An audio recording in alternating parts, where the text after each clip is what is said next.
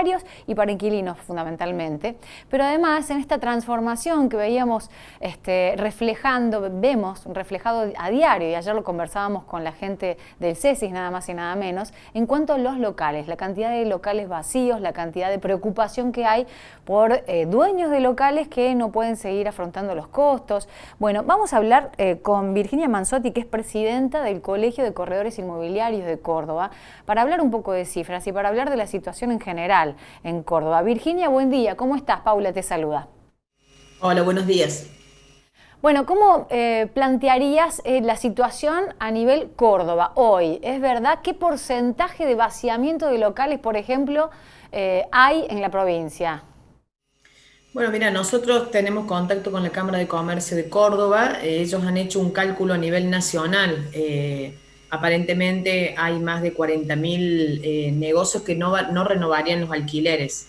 Eso sí te lo puedo decir. Córdoba hasta hace 2 semanas, realmente el centro de Córdoba estaba muy complicado. Hoy lo vemos con alguna reactivación.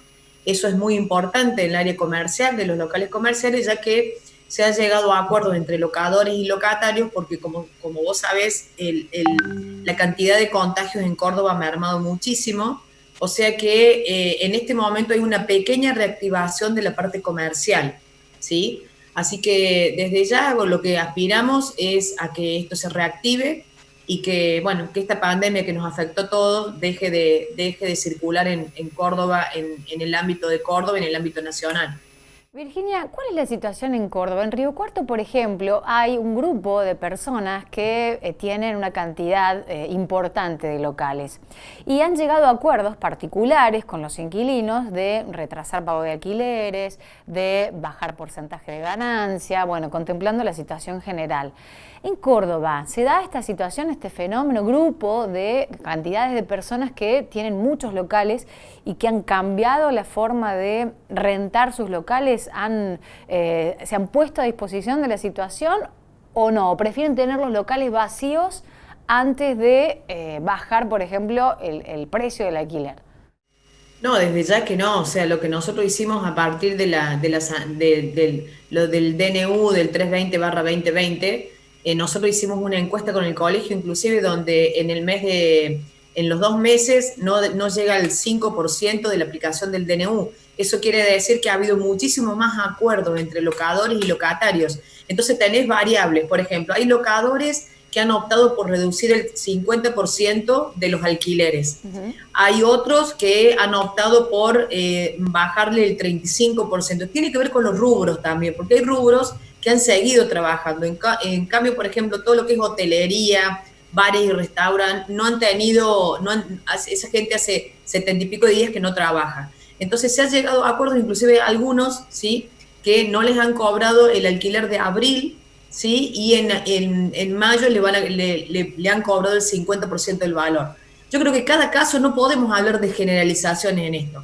Nosotros lo que pretendemos es que la acción del CPI, o sea, la acción del corredor inmobiliario, en este caso, sea muy importante a la hora de negociar. Si vos me preguntas a mí personalmente lo que hice con mis locales comerciales de mis clientes, hablé por teléfono con ambas partes y llegaron a acuerdos para que se beneficie y que los locales no queden vacíos. Bien. No es la intención de los locadores que los locales queden vacíos, porque eso le trae problemas al locador, ¿sí? Y en el caso de las viviendas, por ejemplo, también. ¿Por qué? Porque prefieren sí o sí que haya un inquilino cuidándoles el inmueble y que no lo dejen para que de esa manera no haya usurpaciones. Así que yo creo que el mercado se va a ir acomodando de a poquito. El comercial, que es el que más resentido está, van a llegar a acuerdos para que el locatario no se vaya de los locales, para que siga la continuidad del contrato y que, bueno, que podamos llegar a buen puerto.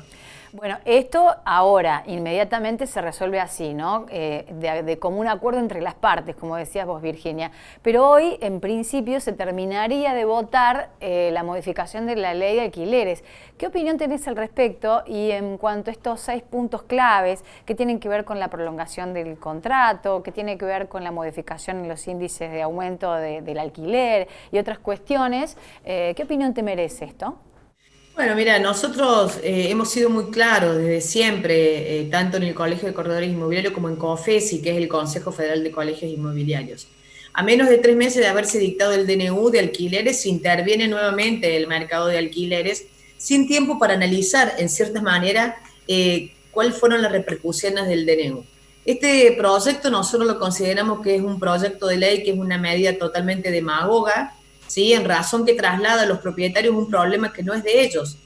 ¿A qué me refiero en este sentido? El problema habitacional que tiene el país de más de 3.800.000 viviendas no es ni de los propietarios y aún menos de las inmobiliarias, que siguen siendo atacadas por las asociaciones de inquilinos. Los culpables en este caso, digo los culpables de alguna manera, como para decir, son los gobiernos los que deben generar una política de vivienda con líneas de créditos hipotecarios que se puedan pagar con salarios dignos.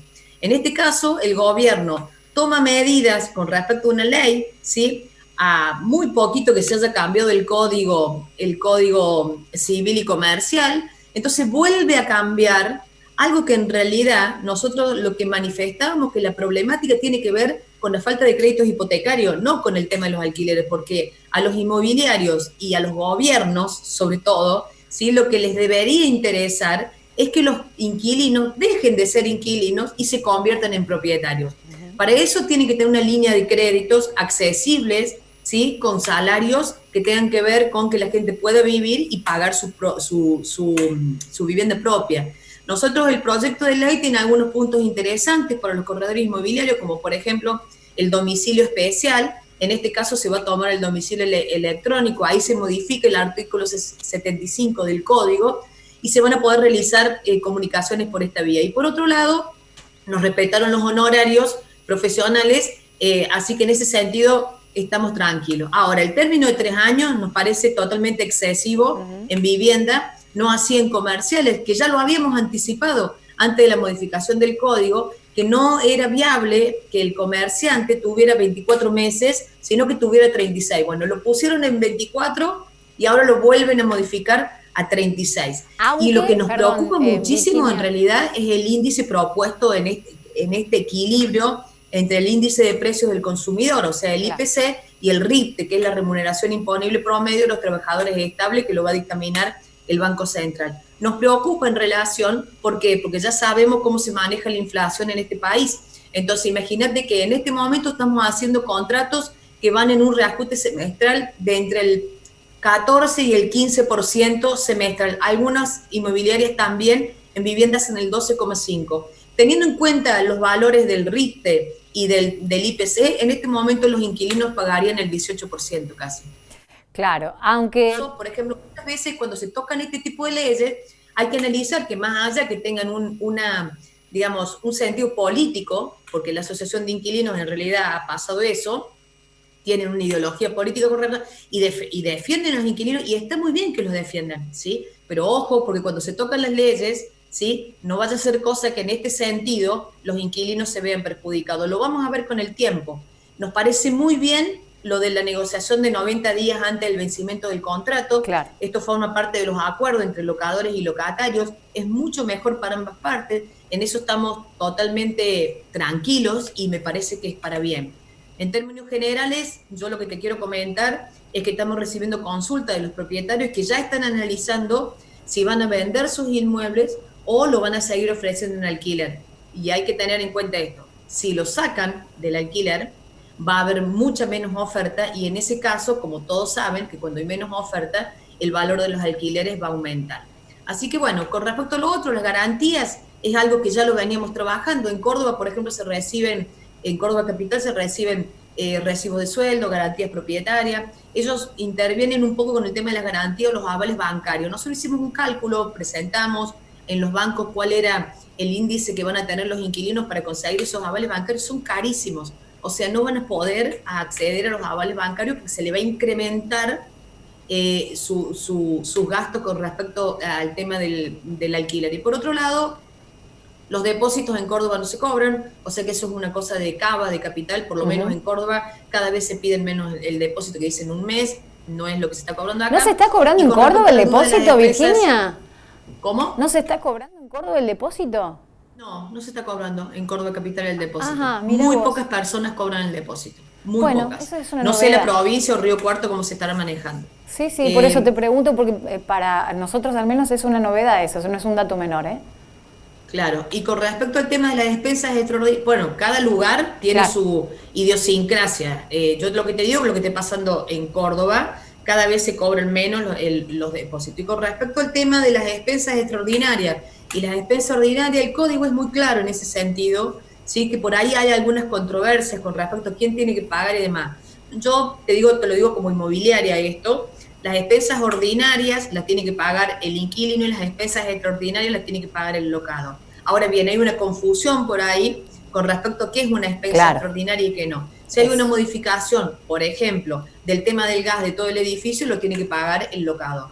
¿Sí? Ahora bien, si por uso, ¿sí?, hay algún inconveniente en el departamento, ¿sí?, en ese caso la tiene que pagar el inquilino. Claro. O sea que vienen a regular algo que ya está regulado. Nosotros, la verdad que siempre manifestamos que en cierta manera es muy bueno que se tenga en cuenta que los clientes nuestros son los propietarios y los inquilinos, ¿sí? No así que creen de que solamente son los propietarios. Eso desde hace muchísimos años ya dejó de ser así. Bien, bueno, por lo que se percibe, no estás muy a favor de la nueva ley de alquileres, o sea, no es algo novedoso para vos. Decís que ya ustedes venían trabajando en esto, que no es algo que aporte demasiada cuestión a lo que ya está hecho, ¿no? Y establecido.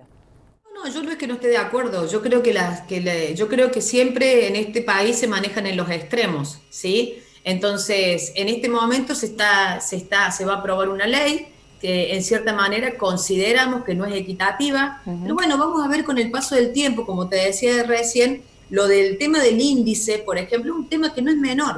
O sea, el inquilino entra hoy y no va a saber lo que va a pagar dentro de 12 meses, siendo que los contratos de hoy, ¿sí?, lo que se hacen por 24 meses, sabe perfectamente que va a terminar pagando el mes 24. Claro. En este caso, no sabe. Entonces, bueno, después veremos cómo nos manejamos con ese tema. Lo que nosotros pretendemos es que tanto locadores como locatarios lleguen a entendimiento. Nosotros somos intermediarios, no tomamos decisiones con respecto, nosotros asesoramos a ambas partes, pero bueno, esperamos que si esto sale, que haya buenos entendimientos entre las partes para que no haya inconvenientes. Pero vuelvo a repetir, acá el tema, ¿sí?, pasa por las 3.800.000 viviendas que los distintos gobiernos, ¿sí?, no le han dado solución a los inquilinos. Eso es muy importante. Si tuviéramos un gobierno que decida realmente cubrir esa demanda, hoy por hoy estaríamos discutiendo de otra cosa o hablando de la pandemia o de otras cosas.